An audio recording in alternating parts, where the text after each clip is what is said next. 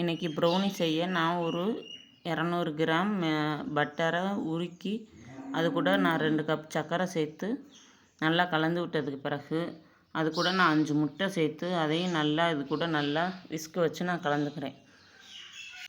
நல்லா முட்டை இந்த பட்டர் எல்லாமே நல்லா கலந்ததுக்கு பிறகு 2 டீஸ்பூன் வந்து நான் வெனிலா எசன்ஸ் சேர்த்துருக்கேன். அது கூட நான் 2 கப் மைதா 3/4 கப் கொக்கோ பவுடர் எல்லாமே ஜலிச்சு இது கூட இந்த பேட்டர் கூட சேர்த்து அதை நல்லா கட் அண்ட் ஃபோல்டு மெத்தடில் நம்ம கலந்து வச்சுக்கிறணும். அது நல்லா கலந்து விட்டதுக்கு